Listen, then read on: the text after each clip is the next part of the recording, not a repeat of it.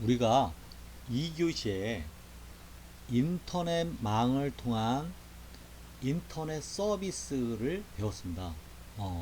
인터넷 서비스는 한 100여 개의 서비스를 할 수 있다고 들었고, 그런 서비스 중에 웹 서비스, 메일 서비스, 그리고 FTP 서비스가 가장 대표적이라고 했습니다. 그런데 우리가 이런 서비스를 가능하게 하는 가장 중요한 것은 바로 인터넷은 주소 체계를 가지고 있다는 것입니다. 우리가 정보가 A라는 컴퓨터에서 B라는 컴퓨터를 찾아가기 위해서는 A와 B의 각각의 주소를 알고 있어야 됩니다. 그래서 우리가 이런 인터넷 서비스는 이런 특별한 주소 체계를 가지고 우리가 정보를 찾을 수 있다는 것을 이번 시간에 한번 배워보도록 하겠습니다. 우리 인터넷 주소 체계, 우리 이 A라는 컴퓨터에서 B라는 컴퓨터를 연결하기 위해서는 우리가 상대방의 주소를 알아야 되는데, 이 각각의 컴퓨터는 모두 고유의 IP 주소를 가지고 있습니다. 그리고 이런 IP 주소를 가지고 서로 통신을 통해서 연결을 하고 있습니다. 그래서 A라는 구글의 IP 주소는 221.205.112.3, 그리고 B라는 컴퓨터의 IP는 25.204.102.34라는 IP 주소를 주어지게 됩니다. 그리고 우리는 서로 이 IP 주소를 가지고 서로 통신을 하게 되는 겁니다. 자, 그러면 인터넷 주소 체계가 IP 주소 체계와 도메인 주소 체계로 되어 있다고 들었는데, 그러면 그 다음 장 도메인 주소 체계는 도대체 무엇인가 한번 알아보도록 하겠습니다. 도메인 주소는 사람이 알아보기 쉽게 만들어 놓은 주소 체계를 도메인 주소 체계라고 얘기합니다. 그래서 우리가 구글의 IP 주소를 225.204.102.34로 알고 있다 한다면은 우리는 얼마 가지 못해서 잊어먹을 겁니다. 왜? 이 IP 주소는 우리가 어떤 의미성을 가지고 있지 않기 때문에 곧바로 잊어먹게 됩니다. 그래서 우리가 http www.google.com 이렇게 되어 있는데, 여기서 우리가 www.google.com이 바로 도메인 주소입니다. 그래서 이 도메인 주소는 사람들이 알아보기 쉽게 만들어 놓은 주소라고 생각을 하면 됩니다. 네. 자, 그러면 앞전에 배운 IP 주소와 도메인 주소를 이용해서 인터넷 웹 서비스가 어떻게 작동되는지 한번 알아보도록 하겠습니다.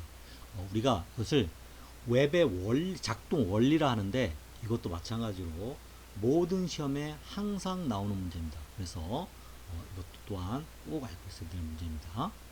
자, 우리가 내 스마트폰이나 내 태블릿 PC를 이용해서 보통 웹 서핑을 하게 됩니다. 따라서 우리가 주소창에 www.google.com 이렇게 검색창에 치는 순간 우리가 구글의 웹 문서가 내 앞으로 옵니다. 그리고 우리는 거기서 정보를 찾을 수 있는데, 이거는 사실 우리 구글의 서버에 직접 접속하는 게 아닙니다. 내 컴퓨터는 1차적으로 구글의 IP 주소를 알고 있지 못합니다. 그래서 이 구글의 IP 주소를 정보를 알기 위해서는 항상 DNS 서버를 먼저 접속을 해야 됩니다. 이 DNS 서버는 어떤 역할을 하냐면 도메인 네임 시스템 서버라고 합니다. 도메인 네임과 IP 주소를 저장하고 있는 슈퍼컴퓨터입니다.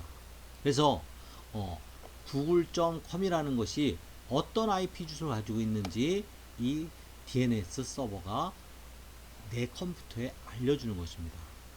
그래서 내 컴퓨터는 그 IP 주소를 받아서 구글의 웹 서버에 접속을 하게 됩니다. 그러면 웹 서버는 그 요청에 대한 응답으로 웹 문서를 던져주는데 그게 바로 index.html입니다. 그래서 우리가 이렇게 빨갛게 표시된 부분, 요 부분에서 꼭 알고 있어야 됩니다. 내 컴퓨터 클라이언트는 DNS 서버에 도메인 주소를 가지고 요청을 들어갑니다. 도메인 주소의 IP 주소가 무엇인지 요청을 받습니다. 그리고 그 받은 IP 주소를 가지고 다시 구글의 웹 서버에 요청을 합니다. 어떤 요청을 하냐면 이 구글의 가장 기본이 되는 index.html을 보내달라는 응답을 받습니다. 그래서 이것이 바로 인터넷 웹 서비스의 가장 중요한 작동 원리입니다. 그래서 이것 또한 꼭 알고 있기 바랍니다. 도메인 주소 또한 표기 방법이 정해져 있는데요. 우리가 성격상 이 도메인은 미국에서 처음 도메인 제도를 만들었습니다. 그래서 그 성격과 국가별 또 기관별로 해서 만드는 방법에 대해서 정리해 놓았습니다. 그래서 먼저 기관 코드로서 성격에 따라 분류해 놨는데 영리적인 목적을 가진 기업체들은 컴을 붙이게 되어 있습니다. 그리고 네트워크 관리 기구 같은 경우는 넷을 붙이게 되어 있습니다. 그리고 교육기관은 edu, 그리고 정부기관은 gov, 그리고 군사기관은 mil, 비영리기관은 org로 표기하게 되어 있습니다.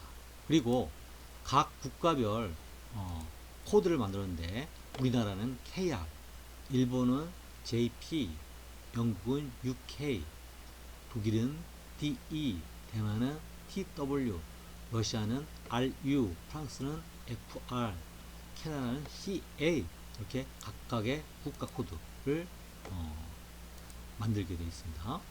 자, 그래서 우리나라는 KR 릭에서 이 도메인을 관리하고 있는데요. 우리 같은 경우는 우리나라의 교육기관은 ac.kr, 또 마찬가지로 영리목적으로 하는 기업들은 co.kr, 우리 정부기관 같은 경우는 go.kr, 네트워크 관리는 ne.kr, 그리고 비영리기관은 or.kr, 그리고 연구기관은 re.kr로 표기하게 되어 있습니다. 이것도 한번 우리가 그냥 이렇게 눈으로 읽고 그냥 지나가면은 다 잊어먹기 때문에 이 예시처럼 구글.com은 영리 목적을 하는 기업이구나. 다음.net, 메일 서비스를 하는 네트워크를 관리하는 회사구나.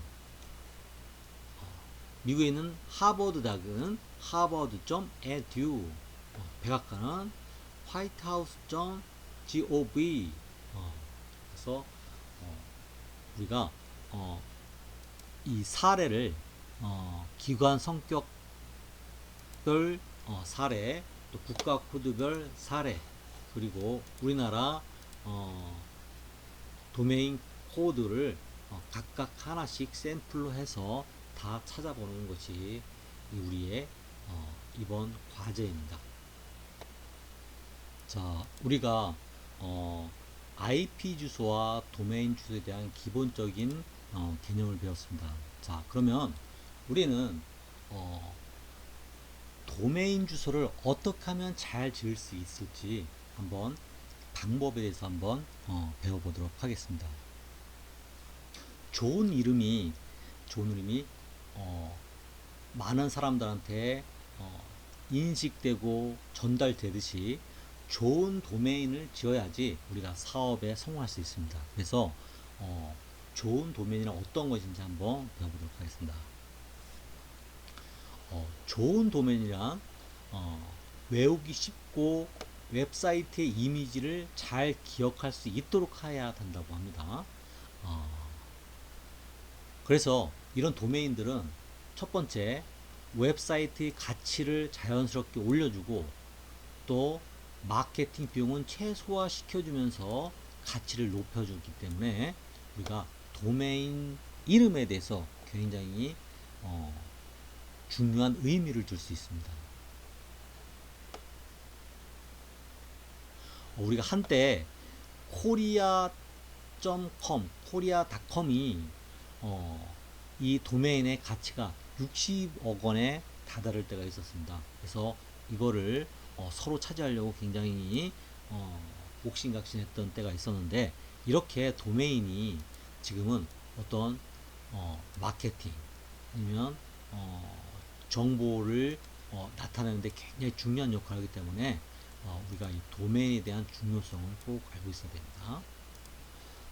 밑에 도메인의 역할을 좀 찾아보면은 도메인 주소와 웹사이트 이미지가 오래 기억되도록 해야 하고, 또 웹사이트 가치를 높여줘야 하며, 또 마케팅과 연결돼야 하고, 또 검색 엔진 등록도 꼭 우리가 고려해야 합니다.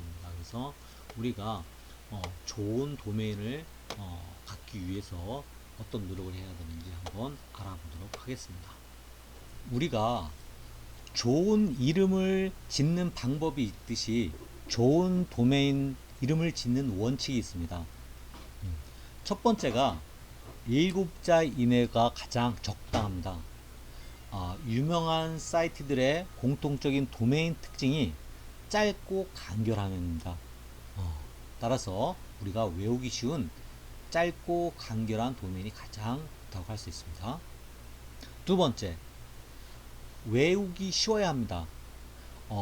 7자 이내의 짧은 도메인이라도 외우기가 어렵다면 그건 실패한 도메인입니다. 그래서 우리가 외우기 쉽고 발음하기 쉬운 그런 도메인을 찾아야 하겠습니다. 세 번째, 마케팅을 고려해야 합니다. 도메인은 회사명이나 제품의 영문 이름을 따는 경우도 있는데 판매 제품 이미지와 연관되는 단어를 이용하기도 합니다. 그러니까 아무 의미 없는 단어를 사용하면 안 된다는 것입니다. 마케팅에 도움이 되는 단어를 선정해야 한다는 뜻입니다. 네 번째, com과 co.kr을 꼭 같이 사용해야 합니다.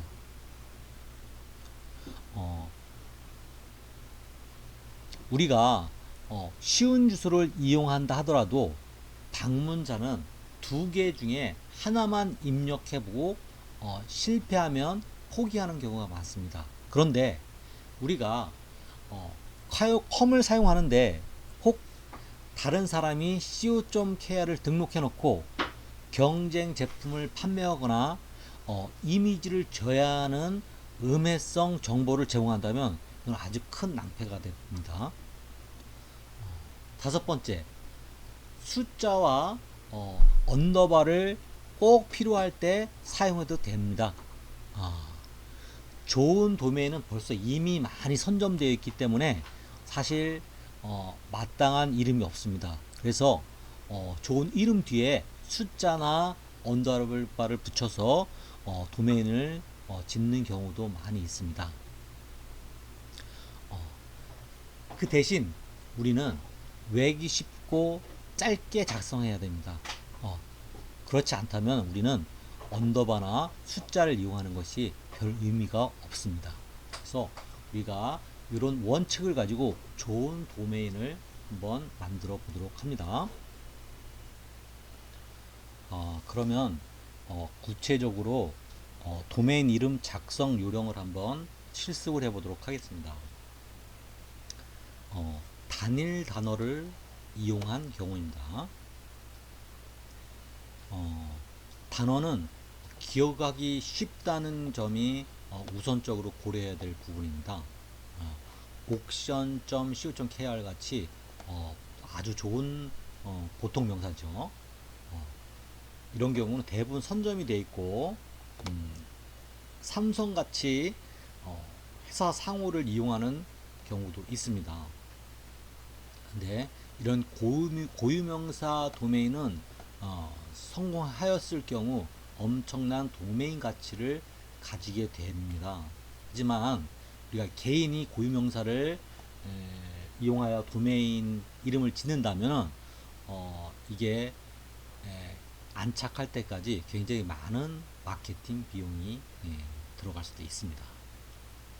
그리고 단어는 쉬울수록 좋고 또 길지 않아야 되고 또 알파벳 배열에서 어감이 굉장히 좋을수록 유리하다고 볼 수 있습니다.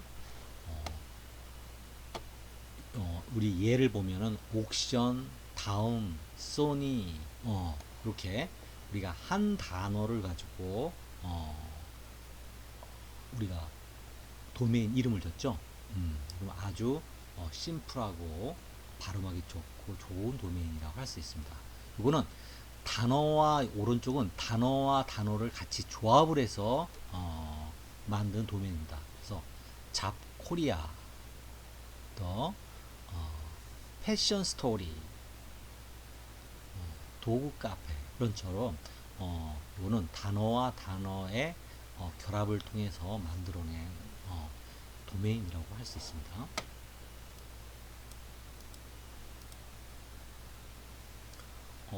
그리고 단어와 단어의 조합,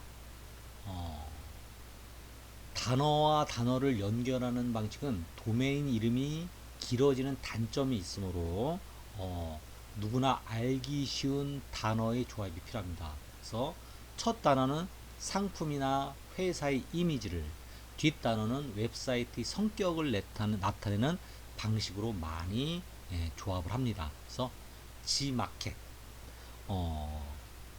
또 로거, 또 인터파크, 엔카, 뭐 이렇게 단어와 단어를 연결하는 경우도 있습니다. 또 간혹 접두사를 이용하는 경우도 있습니다. I나 E나 on 등을 이용해서 아주 심플한 단어 조합을 만들 수 있겠죠. 자, 이번에는 의성어와 감탄사를 조합하는 경우도 있습니다. 어감과 알파벳의 배열이 좋아서 쉽게 기억해야 합니다. 의성어 단독으로 사용되는 도메인이 의성어와 단어의 조합으로 사용되기도 합니다. 그래서 검색 사이트 yahoo.com, 또 오마이뉴스,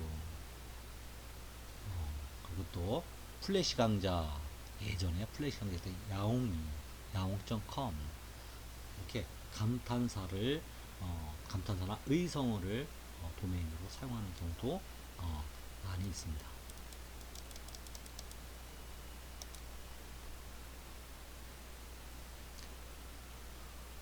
발음을 이용한 경우 단어 수를 줄이거나 이미 도메인이 선점된 것을 그대로 도메인 네임으로 작성하기도 합니다. she's good, 또 다나와, 또 공구박스, 공박스, 또 유학, 와와컴, 이런 식으로 단어 수를 줄이거나 이미 도메인으로 선정된 것인 경우 발음 그대로 도메인 네임을 작성하기도 합니다.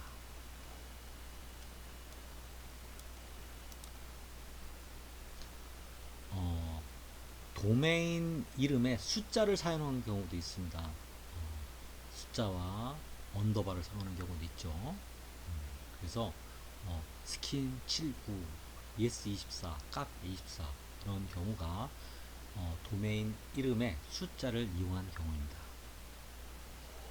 자, 우리가 옆에 공란이 있는데 이런 것들은 본인들이 직접 한번 사례를 한번 찾아보도록 합니다. 그래서 어떤 도메인들이 잘 지은 건지 한번 실험을 해보는 겁니다. 자, 이번에는 우리가 도메인을 만들었다면 어떻게 등록을 하는지 그 등록 방법에 대해서 알려드리도록 하겠습니다. 우리가 좋은 도메인이 졌다면은 그 도메인이 누가 등록했는지 안 했는지 우리가 확인을 해 봐야 됩니다. 그래서 우리가 많이 사용하는 후이즈, 가비아, 카페 24 등을 이용해서 도메인 등록 방법을 한번 살펴보도록 하겠습니다.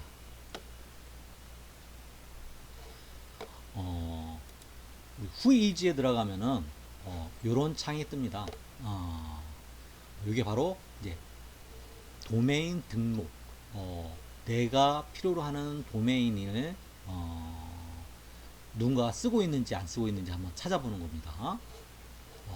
여기에 내 도메인을 치면은 여기에 내 도메인에 대한 정보들이 뜹니다. 등록이 가능한지, 등록이 불가능한지 이런 정보들이 뜨고요. 만약에 등록이 불가하다면 이건 누가 가지고 있는지 그 등록에 대한 정보들이 들어가 있습니다. 그러면 한번 우리가 요 순서대로 해서 한번 우리가 직접 한번 해보도록 하겠습니다. 자, 먼저 후이즈에 들어가도록 하겠습니다.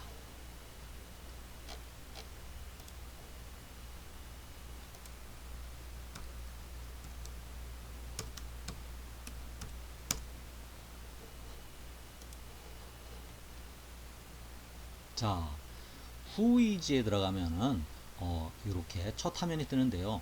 요 부분이 도메인 검색을 한번 해볼 수 있는 검색 창입니다. 자, 우리가 사례로 선생님이 모아 가구를 운영한다 그랬죠? 또 하나 모아 푸드를 이용한다 그랬습니다. 자, 그럼 우리가 한번 모아 푸드를 내가 쇼핑몰은 만들어 놨는데 아직 이 도메인을 등록을 안 했어요. 자, 그러면 나는 요걸 가지고 한번 도메인을 등록해 보고 싶은데 한번 가능한지 안 가능한지 한번 살펴보도록 하겠습니다.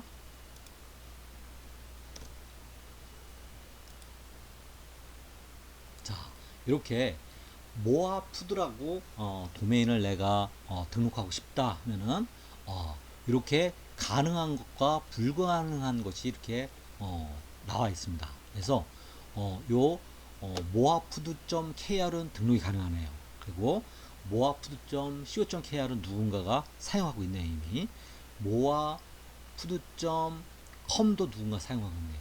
그리고 moafood.net은 사용하고 있지 않습니다. 그러면 나한테는 moafood.kr이 가장 적정할 것 같네요. 그러면 내가 여기서 등록을 할 수 있고, 그러면 moafood.co.kr은 누가 지금 등록해서 쓰고 있나 한번 볼 수 있는데, 그건 어디? 정보 보기를 한번 클릭하면 볼 수 있습니다. 여기 정보 보기를 보면은 moafood.co.kr은 등록인이 강현상씨고 그리고 등록일은 2012년도에 이미 등록을 해놨네요. 그리고 사용 종료일은 2020년 9월 4일입니다. 그래서 이거는 매년 등록을 해줘야 됩니다. 그리고 moafood.co.kr이 어떤 일을 하고 있는지 한번 우리 한번 찾아볼까요?